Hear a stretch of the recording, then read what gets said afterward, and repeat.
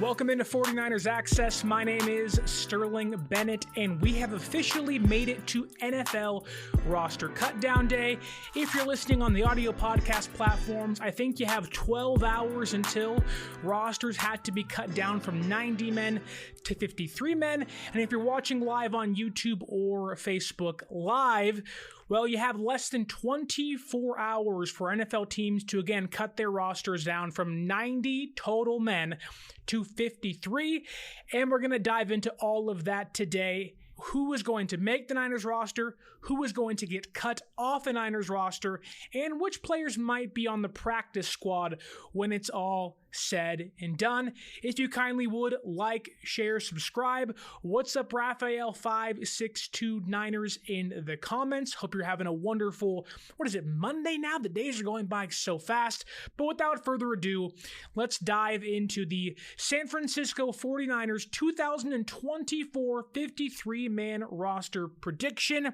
We do have some small news off the top because players like Ricky Pearsall, Isaac Yiadom, and Spencer Burford all returned to practice today. A really good sign for the receiver room, cornerback room, and the offensive line depth behind the top five starters.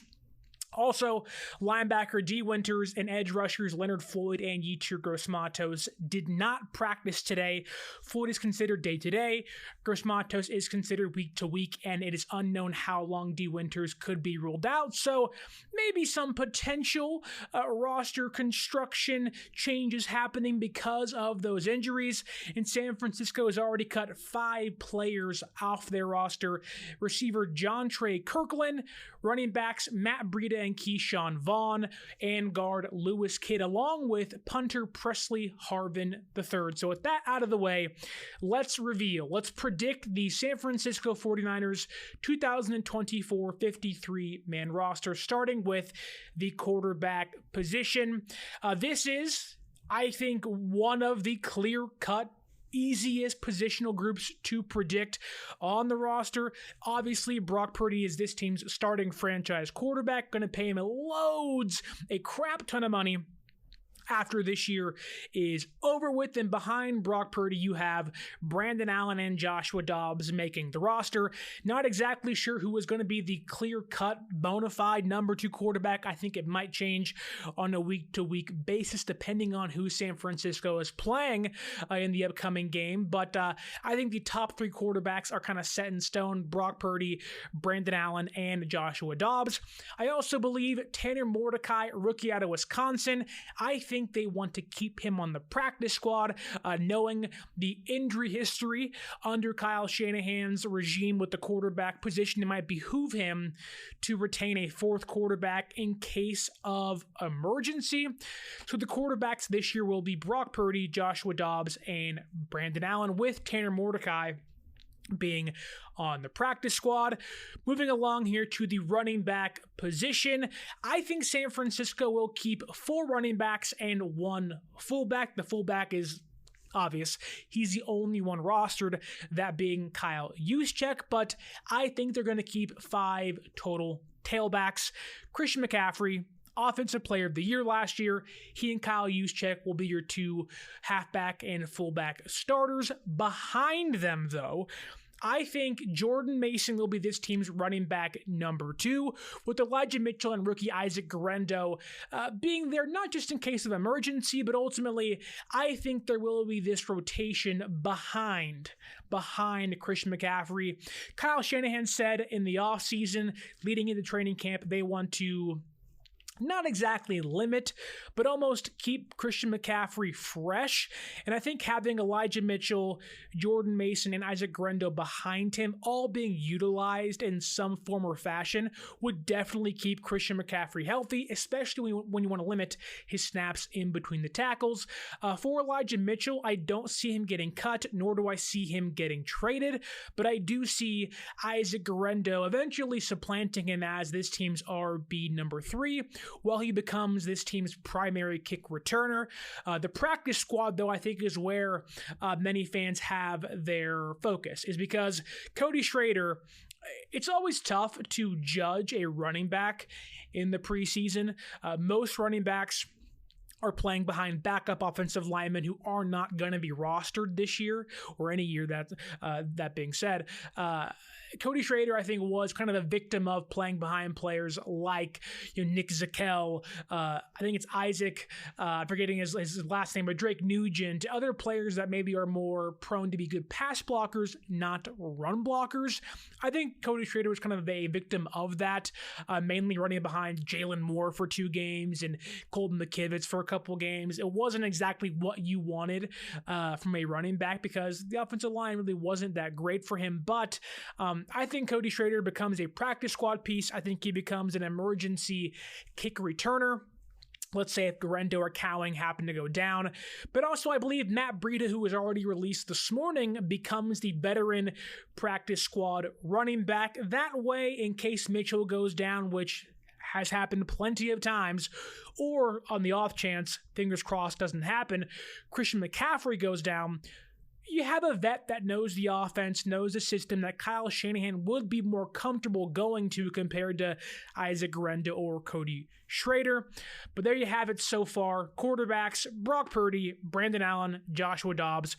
Practice squad, Tanner Mordecai for the quarterbacks. Running backs, Christian McCaffrey, Jordan Mason, Elijah Mitchell, and Isaac Guerendo, with Kyle Juszczyk being your starting all-pro fullback, and Cody Schrader and Matt Breida being on the practice squad.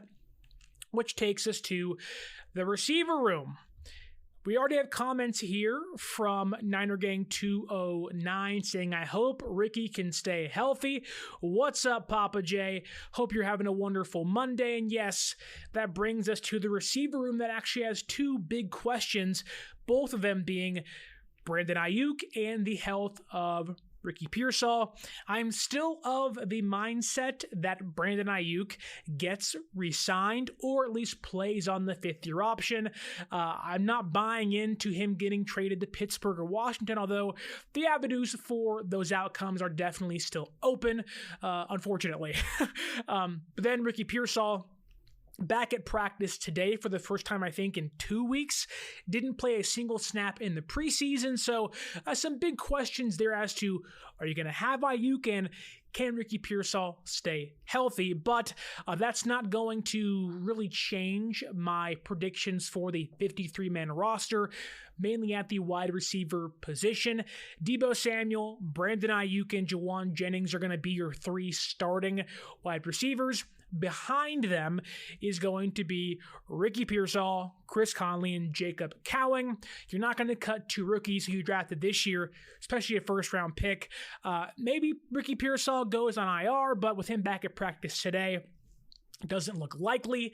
And on the practice squad, we're going to have Ronnie Bell, Trent Taylor, and Tay Martin, with Chris Conley beating out all 3 of them to stay on the active 53-man roster. I think Chris Conley will be the starting X receiver opposite Deebo and Jawan Jennings if Brandon Ayuk is not healthy or active or is playing elsewhere. Week 1 of the NFL season, I think Chris Conley adds value that Ronnie Bell and Trent Taylor and Tay Martin simply do not have. Really good on special teams, great gunner on punt returns, and can actually give you some value playing and starting in this offense. I think he would have been many's unsung hero of the Super Bowl had San Francisco brought that thing home last year.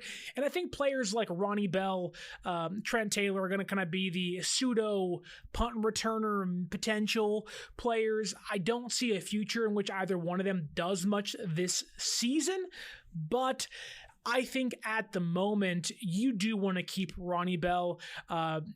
There is a path to playing this year for Bell, and it actually has to do with Brandon Ayuk. If Brandon Ayuk, let's say, is playing elsewhere, now I think there is an opportunity for Bell to make the roster. If a trade goes through and it doesn't include a Terry McLaurin or another receiver, I think Chris Conley would start, and I think Ronnie Bell would actually make the 53-man roster, but in my predictions, Ayuk is staying.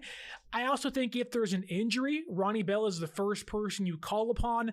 I go back to last year, although it was a long time ago, when Ayuk got injured against the Rams, I think in week number 2, Bell was the replacement. Bell then started against the Giants in week number 3, caught his first career touchdown pass, and again, a long time ago, but I do think Ronnie Bell's willingness and ability to block will give him the edge up on maybe being a common practice squad elevation if somebody gets injured. Trent Taylor is simply there for the vibes and being a punt returner that can at least catch the football, while Tay Martin is a ball skilled, if you will, receiver that can go up and get it in the off chance this season turns into a version of 2020 where everybody goes down with injury, but I hope that's not the case. I do think there is a distinct possibility that Danny Gray goes to IR. Didn't practice today, didn't play in the preseason finale against the Las Vegas Raiders. I understand many folks are saying cut bait, he's not very good, he's a bust. I've gone back and forth with outright cutting him. San Francisco would save about $800,000 if they do cut him, which maybe you can sign an edge rusher with that money, but that's going to be a low level, not really even a key depth piece, just like, hey, stick around for a couple months. So the money really isn't worth it. And for Danny Gray, if you're the Niners and you don't have to cut him and you have an avenue to retain him, don't forget, next offseason, let's say Brandon Ayuk plays on the 5th-year option this year, which I don't think is likely, but it certainly is a possibility. You walk into next year likely not having Ayuk on the roster. You maybe have to trade Debo if you want to reassign Ayuk. There is many avenues and possibilities where, not that you really want to keep Danny Gray, but you may just want to have that body in the room on the off chance you have to move off of one of your star receivers. But alas, I think Danny Gray's probably going to get placed on season-ending IR before cut down day tomorrow. It's the quickest, easiest way to retain a player that really isn't going to miss the full season, but you're not really going to use, but actually is injured, didn't practice today. So I think there is an avenue for Danny Gray to stay on the roster, but albeit on the injured reserve. I don't see players like John Trey Kirkland, who was already cut, making the roster. I have a hard time buying into, let me see here on the Niners website, players like Trent Taylor and Frank Darby and Robbie Chosen-Anderson making the roster, albeit I do have Ronnie Bell, Trent Taylor, and Tay Martin being on the practice squad, which brings us to tight ends. If you're counting so far, we have 6 receivers, 5 running backs, which includes Kyle Juszczyk as a fullback, and 3 quarterbacks, bringing our total to, 14 total players, and moving us to tight end. I've gone back and forth on tight ends a lot, and I hate to say this, I spent too much time trying to figure out what exactly San Francisco is going to do at the tight end position. Obviously, George Kittle is safe. Eric Saubert is your tight end number 2 this season. But what exactly is San Francisco going to do with the tight end 3 and tight end 4 spots on the depth chart? Despite his really poor preseason, I do think Braden Willis is kind of a lock to make the roster. So what happens with tight end number 4? Is that Jake Tunges, an undrafted free agent a couple years ago, signed this offseason to San Francisco and had a pretty nice training camp overall. I think had a pretty good preseason. Wasn't phenomenal, but as a tight end 4, you're kind of just looking for not being called for penalties and knowing the offense and having somewhat consistent hands. That has been Jake Tunges. I don't think Mason Pline is good enough, nor do I really think he's worth taking a chance on the practice squad unless somebody else picks up Jake Tunges. Then there's Cameron Latu, who I have a hate-hate relationship with, if you will.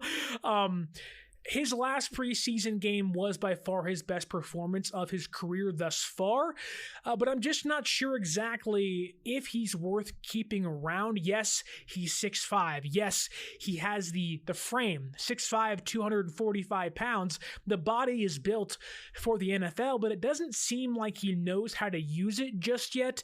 There are still lapses in his play, whether he knows the offense or not. And so I get being a former third-round pick, you'd like to think he's only in year number 2, and really his second full preseason of play, never having played an actual football game in the regular season last year due to tearing his meniscus. I would hope and love if he'd be a practice squad player, but I'm not exactly sure he would go through waivers because of that. Although I would not do this, I think the tight ends this year are George Kittle as your number 1, Eric Saubert as your number 2, Braden Willis as your number 3, and Cameron Latu as your number 4. The other weird kind of wrinkle in all of this is Logan Thomas, who was re-signed before or just after San Francisco's preseason game against the Raiders. I know Kyle Shanahan wanted him back. He's coming back off an injury. I'm not sure if maybe he's a PUP candidate, an IR candidate. They signed him early in the offseason, cut him during training camp in the preseason, then re-signed him. So I'm not exactly sure what to do with Logan Thomas. We haven't really seen him at all in the offense. I know he knows it playing in Washington for a long time. Former quarterback, obviously a smart player, but having not seen him, I know he's a veteran. I know maybe there's an off chance they want to kind of hide him and keep him. I doubt he'd be a practice squad player as a vet. I don't have him making the roster, but by default, because I haven't seen him actually play on the current roster, he's practiced a handful of times, but even then, he hasn't practiced a lot because of injury. So I'm not really sure what to do with Logan Thomas. He could make the roster. He may not. But having not seen him, I do not have him making the roster. I think your tight ends this year are Kittle, Saubert, Willis, and Cameron Latu, with Jake Tunn just being the lone practice squad tight end. Again, with the re-signing of Logan Thomas kind of being a wrinkle to all of this, that brings us to the offensive linemen. And we have a comment here by Eldon M. Paul Sr. saying he thinks Drake Nugent, undrafted free agent out of Michigan, and Jarrett Kingston earned a roster spot on the offensive line as well. Don't know if they'll keep him. Hopefully they can trade Latu. He wouldn't make it to the practice squad.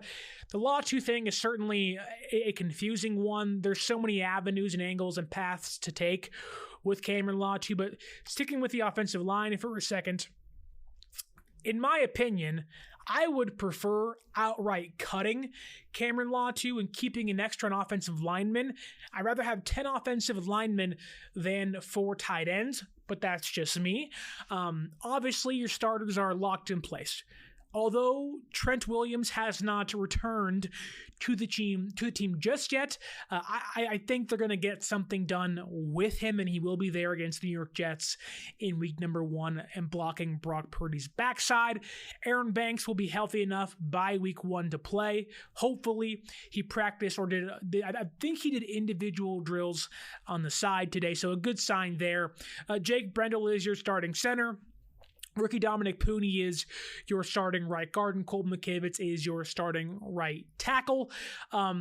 This was one of the more tougher positions to predict because John Feliciano is already on injured reserve.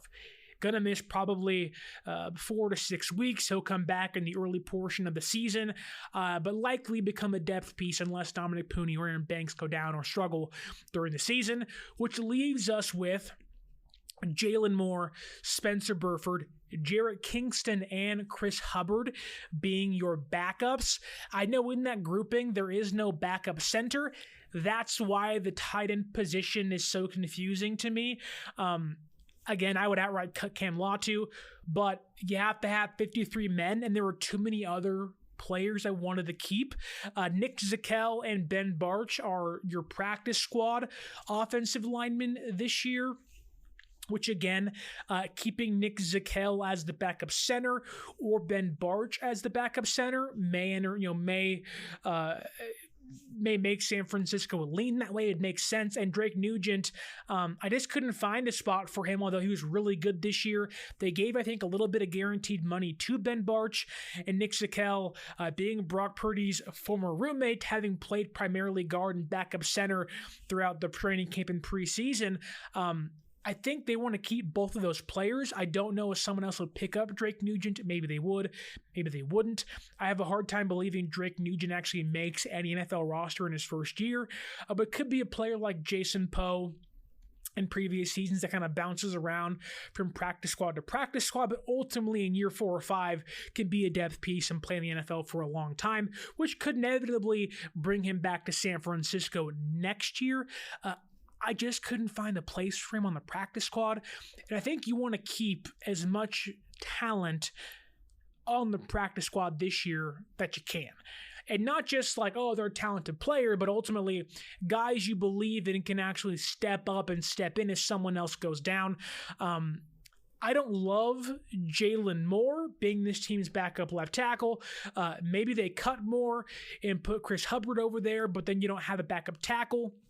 Maybe Jarrett Kingston becomes the backup right tackle. Then you keep a player like Zakelj on the active roster with Drake Nugent being on the practice squad. There's so many ways you can look at this. I'm not sure if maybe Burford is active on week 1 because of the hand injury. Maybe he's a later IR addition, but he practiced today. So, again, there's so many ways to look at the offensive line and take it. I went with the most basic way, which was Trent Williams, Aaron Banks, Jake Brendel, Dominic Pooney, Colton McKivitz as your starting 5. Then players like Jalen Moore as your backup left tackle, Spencer Burford kind of being your right guard, with Jarrett Kingston and Chris Hubbard being your right tackle and left guard in Kingston case as a backup until John Feliciano returns. We have a question here by Rick Diaz. He said, did you know that we're the past 7 or 8 years we've been going to this year after year before the season starts, players are going to get hurt. This is annoying. I don't know. You're right, Rick. Players get hurt. You don't know. That's why you have to keep as much talent on the practice squad as you can. Moving along here to the defensive line, the opposite side of the trenches. This to me is all based and determined on the health of Leonard Floyd and Yetur Gross-Matos. Both those players seem to have avoided, serious injury against the Las Vegas Raiders. The Leonard Floyd one was much more concerning, yet somehow, I guess due to his ability to keep himself in tip-top shape, is only day-to-day, a really good sign for his health come week 1 against the New York Jets. Yetur Gross-Matos is week to week, so I'm not exactly sure what they're going to do with him, but ultimately, I think your starting defensive line is as clear-cut as it's ever been. Nick Bosa, Javon Hargrave, Malik Collins, and Leonard Floyd are your starting 4 defensive linemen. Your backups, I think, are also pretty clear-cut. Yetur Gross-Matos, Kevin Givens, Jordan Elliott, and Robert Beal Jr. I do have San Francisco with 2 players on injured reserve. Kalia Davis as one who I believe they want to actually bring back after his stint is over with. Then there is Drake Jackson, who will not even play this year, which brings us to the practice squad, which the Niners, to me, need to go and acquire a backup edge rusher. Mainly because Floyd and Gross-Matos' health is not iffy, but just uncertain at the moment. Floyd being much more durable in the past. I think he's played 108 straight games, so I wouldn't be too concerned, but he's gotten nicked up twice during training camp and already got hurt, I think, in his 2nd or 3rd drive of the preseason, so you definitely want to have him out there and hopefully healthy, but still, I don't love the edge rushing depth that we currently have. I like Gross-Matos as this unproven high upside player that you hope Chris Kosar gets the most out of. Then you get to somebody like Robert Beal Jr. I'm of the belief that Alex Barrett makes the practice squad on an off chance, maybe makes the active roster. I have UDFA Evan Anderson, defensive tackle, making the practice squad. They paid him a lot of money, guaranteed money, to be on, to sign as a UDFA this year. So I think they're going to want to retain him, at least on the practice squad. I went back and forth between Jonathan Garvin and T.Y. McGill as my final practice squad defensive lineman. I mean, man. I would lean towards T.Y. McGill simply because he's been in the system for a couple years now. But ultimately, knowing San Francisco needs edge rushing depth because of injuries to Floyd and Yetur Gross-Matos, I think it would behoove San Francisco to keep Jonathan Garvin, or, in my opinion, try to go sign an edge rusher. There's a guy in New York for the Jets named Jalen Holmes. Played 5 years in the NFL, was a Viking in previous seasons, was a Jet last year. Being a Jet, knows the defense. Robert Saleh, Chris Kocurek, ton of ties there. Not going to have the stat line and box score you love, but ultimately, if they cut him, he's almost 300 pounds. He plays the outside, and he's an edge rusher. He's 6'5". Definitely has the potential to be something more of an effort guy than a traits kind of player. But that's kind of a long shot. I have no idea what the Jets are going to do with him. But if they cut him, if I was San Francisco, I'd look towards trying to sign or trade for Jalen Holmes of the New York Jets. Ironically, San Francisco's opponent week 1 of the NFL season. But if they don't want to do that or go that route, I would try to bring back Jonathan Garvin. You need to have edge rushing depth. You never know when somebody's going to go down. And San Francisco is very top heavy this year on the defensive line. On the edges, not really much to like and love. In previous years, it was Arden Key and Charles Omenihu and a younger Drake Jackson, Robert Beal Jr. last year. Kerry Hyder was a depth piece for a little bit of time.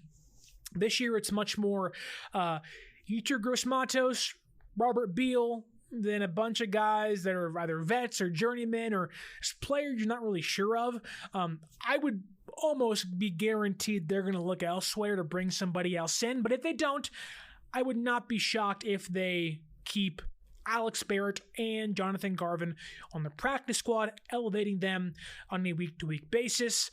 Other than that, I love Kevin Givens. I love Jordan Elliott. And that takes us to the linebacker position.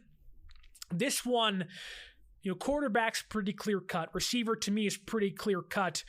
The offensive line is kind of tricky. We already talked about that. The linebacker position is kind of in the same category of any way you cut it, there's things to like and things to dislike in the group. Ultimately, the linebackers I chose to make the rosters was Fred Warner and Devondre Campbell. Those are going to be your two starters on week 1. Obviously, all-pro Fred going nowhere. He's the best linebacker in football for a reason. Devondre Campbell, you signed to be the vet to hold the fort down while Dre Greenlaw recovers. Dre Greenlaw probably going to start the season on the PUP list or injured reserve, depending on how San Francisco wants to utilize him later in the season. Likely not going to come back until the middle of the year, but when he does come back, this room will likely change. But even by that point, it's so late in the season, guys are going to get dinged up and injured, so it may not matter at that point in time. That said, your starters are Fred Warner and Devondre Campbell Sr. Your backups are D. Winters, who is currently injured, but I don't think it's going to be that bad. Time will obviously tell. Then behind D. Winters, who I think had a phenomenal preseason, I have Curtis Robinson being this team's backup Mike linebacker, beating out Demetrius Flanagan-Falls for the 53-man roster veteran spot. Then behind Curtis Robinson, I have rookie and 7th round pick Tatum Bethune actually being on the 53-man active roster. You can argue back and forth whether Bethune can be, a practice squad player for a year or two. That's certainly a viable option. I'm not exactly sure if he would make it past waivers. I think he had a really good preseason. I believe he led the entire team in tackles, which ultimately doesn't mean much, but also can tell you he's always around the football. Whereas players behind him like Demetrius Flanagan-Falls, who he's more of a react player, not a read player. For a linebacker, you want him to have those instincts, read the quarterback's eyes, and have the speed, have the play with this tenacity and the electricity that Bethune plays with, like D. Winters plays with, where yes, they'll make mistakes, but ultimately you can live through those mistakes if it means they're a better player down the road. That's not Demetrius Flanagan-Falls. I get he has guaranteed money tied to his contract, which is why I think he'll be back on the practice squad this year. He's a really good special teamer, and I think in the first couple of weeks of the NFL season, while yes, we are predicting the 53-man roster leading into cutdown day, we all know that these rosters are never truly solidified. That's why I think DFF becomes a practice squad player and will probably see himself activated or elevated a lot during the season, because this team is going to need special teams help, because that new kickoff rule is not going to work in San Francisco's favor. Then behind DFF, I have Jalen Graham. I think Jalen Graham still has a lot of potential. He, I think, could be a good practice squad player, and the hope is that once Dre Greenlaw comes back, you have players like Fred Warner, Greenlaw, and Devondre Campbell then rotate, and ultimately Greenlaw takes his spot back next to Fred Warner. By that time, you're hoping D. Winters has kind of ascended to the linebacker 3 and 2 position, pushing Devondre Campbell further and further down the depth chart, which in next year, hopefully you can bring back Dre Greenlaw for a cheaper contract if he shows signs of being the same player he was pre-injury. And you have Fred and Dre Greenlaw and D. Winters and Tatum Bethune and Jalen Graham, who I think, could be a practice squad player, but also comes downhill so fast that you almost want him to be a goal line linebacker. But that said, you have too many players like him already on the roster. You're going to eventually have Malik Mustafa, Jair Brown, and Talanoa Fungal healthy at the same time. You could use 3 safety sets at the goal line with 3 safeties that want to get at it and want to get crazy, almost making Jalen Graham, who was kind of a nickelback safety linebacker hybrid, kind of redundant. But again, I think he's a practice squad player going into year number 2. I don't think any other team is going to be like, I want Jalen Graham on my active roster week by week. So I think he'll make it past waivers and ultimately be a practice squad player next to Demetrius Flanagan-Falls. Moving to the cornerback position, if you're counting in your head, going back to quarterbacks, 3 quarterbacks, 5 running backs, 6 receivers, 4 tight ends, 9 offensive linemen, could be 10, we shall see. 8 defensive linemen, would not be shocked if they keep 10 offensive linemen and 9 defensive linemen, cut a tight end, and maybe even cut a safety out of the room. Then there's linebackers with 5, bringing us down to cornerbacks. I have them carrying 6 cornerbacks on the active roster this year. John Neville's asked before we get to cornerbacks, can Curtis Robinson have an Azeez Al-Shire type ascension? I wouldn't bank on that. I don't think he'll play a lot, but he was taking first team reps in training camp next to Fred Warner and next to Devondre Campbell. I think Curtis Robinson will be this team's backup Mike linebacker on the off chance Fred Warner goes down or needs a breather for a snap or 2. I would bank on D. Winters having a better ascension, if you will. But ultimately, I like Curtis Robinson, been here for a handful of seasons, knows the defense. Definitely a higher upside, safer pick than Demetrius Flanagan-Falls is, which again is why I think Curtis Robinson makes the roster over a player like DFF. Going back to cornerbacks, though, obviously you have Mooney Ward, he's a lock. Diamo Lenore, he's a lock. I think Isaac Yiadom and Renardo Green are both locks. Yiadom maybe the starter going into week 1. I am kind of leaning towards starting Renardo Green. who I think was really good during preseason. He's young. He'll make mistakes like most rookies, but ultimately I think showed you enough to where if you wanted to play a younger player in the secondary, I think he'll learn fast. He'll be a really good run defender. And again, if Isaac Yiadom, who did practice today, maybe isn't healthy enough by week 1, I could easily see Bernardo Green starting against the New York Jets alongside Ward and Lenoir. But that said, typed into my starting category, penciled in here is Mooney Ward, Lenoir, and Isaac Yiadom. Behind them, Bernardo Green being the first man off the bench. Then behind Bernardo Green, who I think will serve as this outside cornerback, nickelback hybrid, kind of along the lines of a Diamador Lenoir early in his career. They've already talked about trying to teach Green to play nickel a lot. I think that'll kind of be his spot on the roster. I think he'll also help with matchups, how you want to play certain things. If maybe a team doesn't have a great, slot receiver, has a bigger bodied slot receiver, maybe we do see a player like Lenoir go outside and Green can play nickel, but obviously that'll be a week by week basis. Behind Green, though, on the depth chart, I have Rock Ya-Sin making the roster. I think while even I said walking into this year, didn't love him, everyone was talking him up. I was very skeptical of him actually being not a centerpiece, but a piece on the roster. He looked really strong against the Raiders and the Saints and the Titans. He was breaking up passes. He was making some tackles. And I think ultimately, he's a player that fights throughout the entire play, whereas players that'll get cut behind him, mainly Samuel Womack, I do think at times are kind of like, oh, the play's over with, guy caught the ball, what do I do? I think Rock Ya-Sin is a vet. If something goes haywire and Mooney Ward goes down, or on the off chance you lose Yiadom and Ward, you're going to see a lot of Rock Ya-Sin this year. This team has been looking for a number 4 cornerback that's a vet for a long time. They've had Mooney Ward, they've had Lenoir and Ambry Thomas the last few years be their starters. Even within them being one of the better 3 starting cornerback trios in football, they've always been looking for that backup 4th cornerback. In previous years, mainly a decade, it was Dante Johnson, then it was Jason Verrett in recent history, and even last year, Verrett was on the roster playing snaps on Christmas against the Ravens. He got burnt, then ultimately got injured, then got cut again.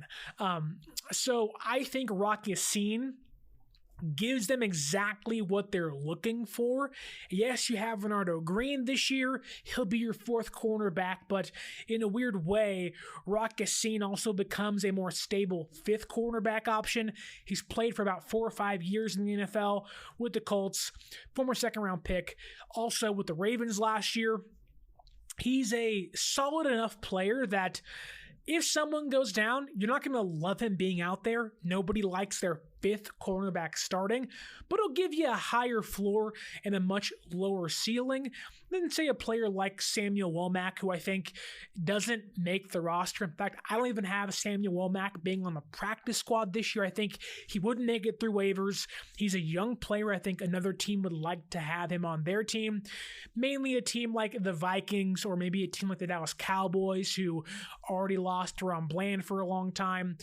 So I think that Womack gets cut, doesn't make the roster, isn't a practice squad player.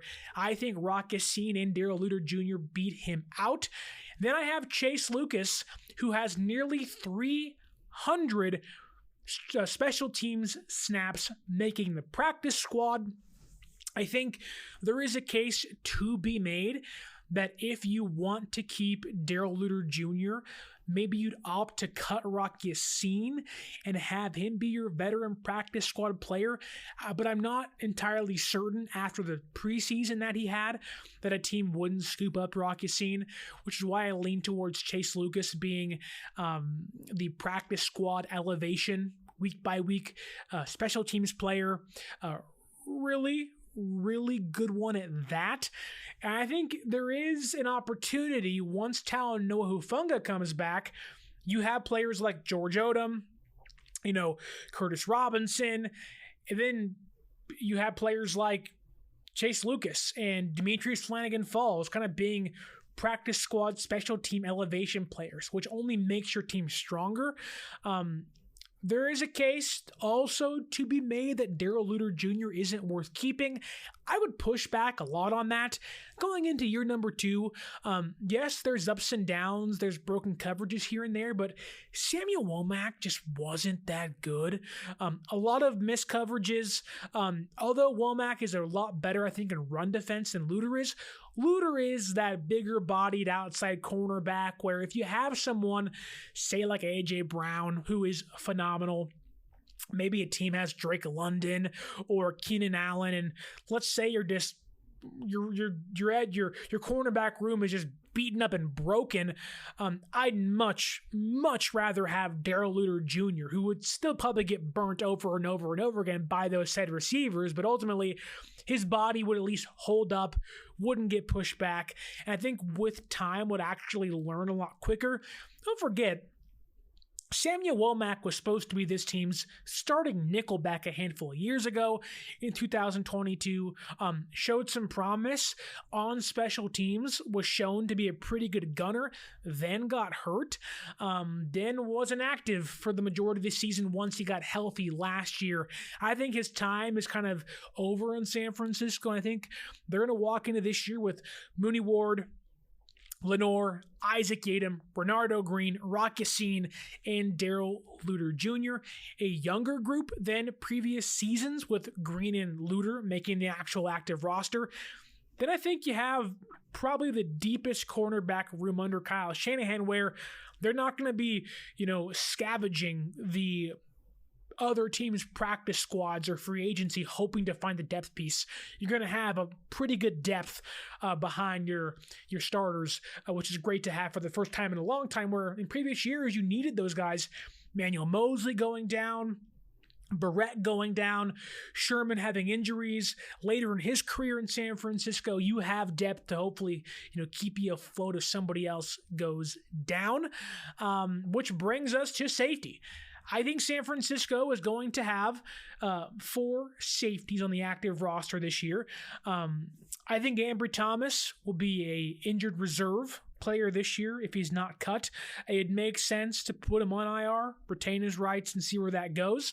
But going back to safety for a hot second, I think Jair Brown and George Odom will be your starting 2 safeties. You'll have Malik Mustafa and Tracy Walker as your backups. I really went back and forth with Jalen Mahoney or Tracy Walker being one of the backups. Ultimately, I think that the last thing San Francisco wants is, on the off chance, George Odom goes down, right? You don't want to have Mustafa and Jalen Mahoney, 2 young players, 2 rookies, a 4th-round pick, and an undrafted free agent being the next man up.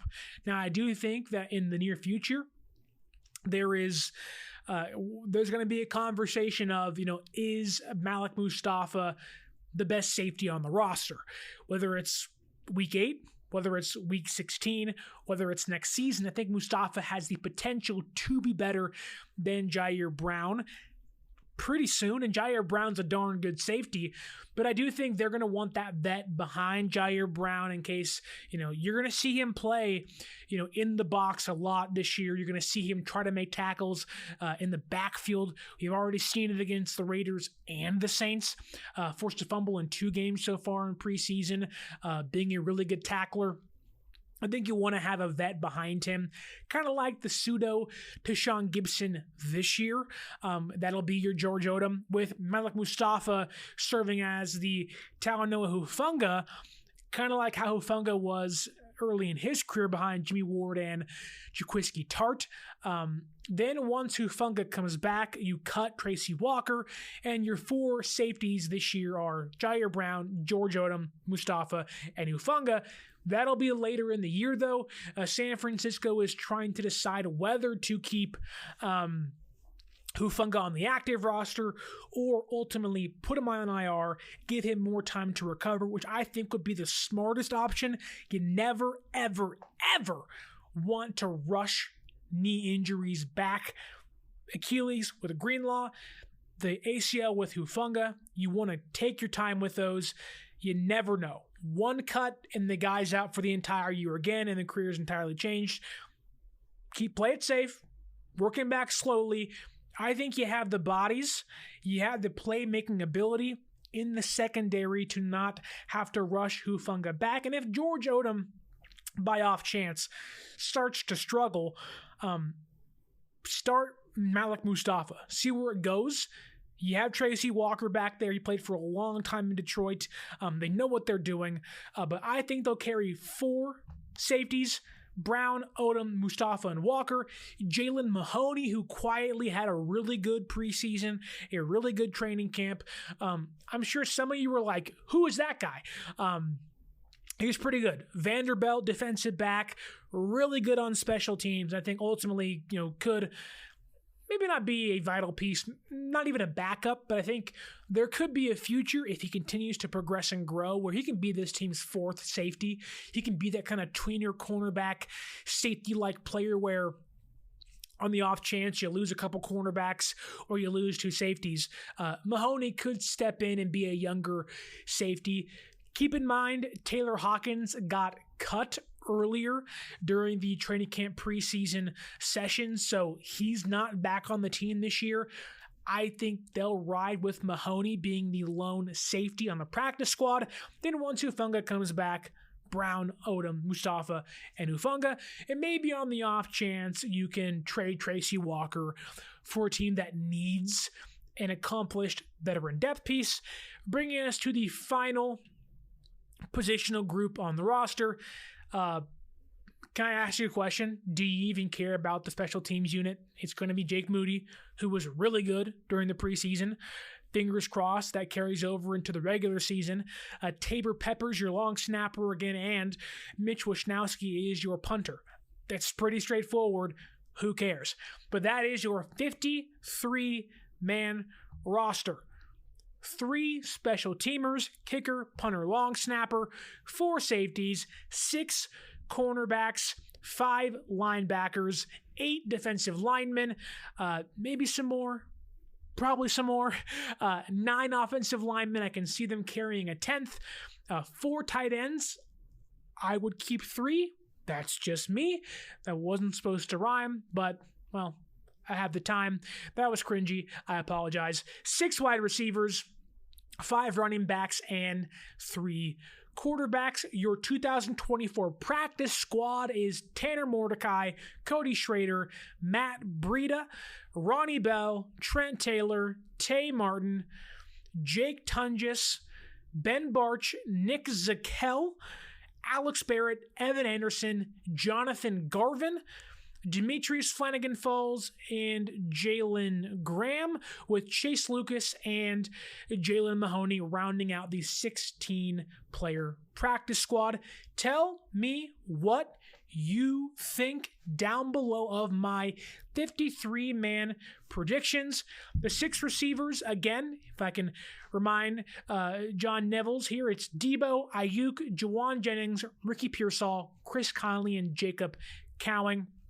No particular order, just telling you who's going to make the roster. I think this is the best roster they can potentially fill and put out there on opening day. Obviously, not all 53 suit up. We shall see what week 1 looks like. Brandon Ayuk still up in the air. Trent Williams still up in the air unless something broke while we're currently recording this. But ultimately, I think this is the best roster they can field.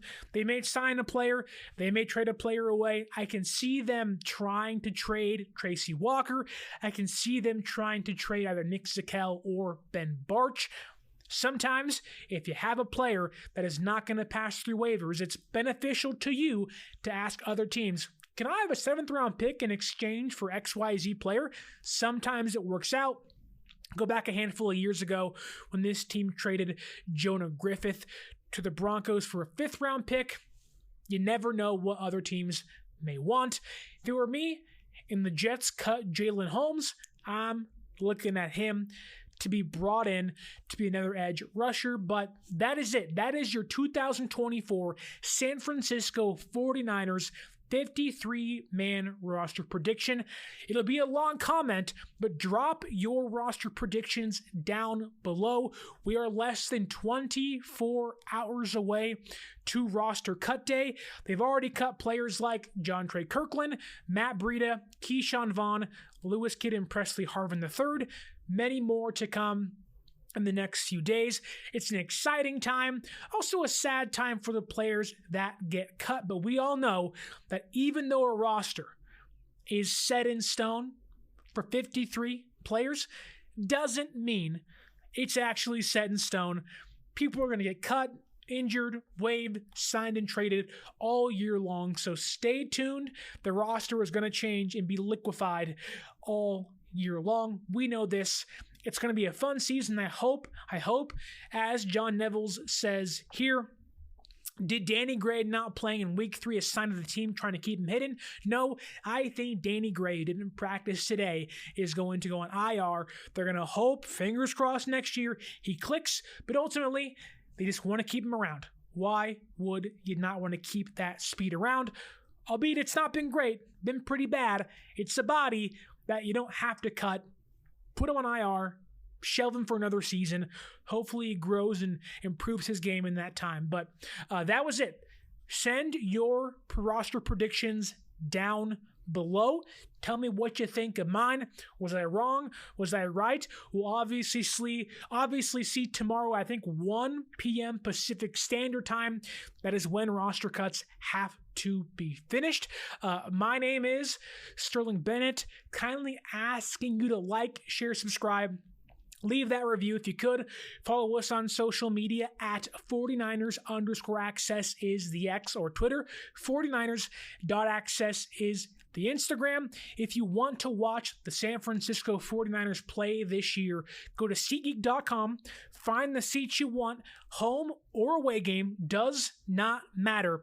Get to the end, you're putting your card information in that box that says promo code, type in 49ers Access. 49 ERS ACCESS at SeatGeek.com. It'll save you $20 off your first purchase. And here's a trick. All you got to do is make a new email every single time you want to buy tickets. You can get a discount every single time. Isn't that fun? Free money's fun. I have the Upside app. Whenever I get gas, I get money back. It's great. It's great. I'm giving you free money. Use it. It'll help pay for that $16 beer at Levi's Stadium. Maybe it'll even help pay Brandon Ayuk's massive contract extension he'll hopefully get in the next few days or so. You never know. And if you could, kindly go to sportsspider.com. If you're like myself and you hate having to go through ESPN and Fox and Sporting News and NBC Sports, and you want all your Niners news in the same place, updated every single second, go to sportsspider.com. Latest articles, latest news, latest podcasts about your favorite teams all in the same place. Hit that link down below in the description or go to sportsspider.com. Have a really exciting announcement coming up in the next few days. If you love fantasy football and you love to make a little bit of money, you're going to want to stay tuned. Have some really fun stuff coming up in the next couple of days or so. Roster cuts are tomorrow, 1 p.m., August 27th. If you're listening on the podcasting platforms, they are today, 1 p.m. Pacific Standard Time. You're going to see a lot of players get cut. Tell me your predictions down below. Don't forget to like, share, subscribe, leave that review. And until next time, as always, stay faithful.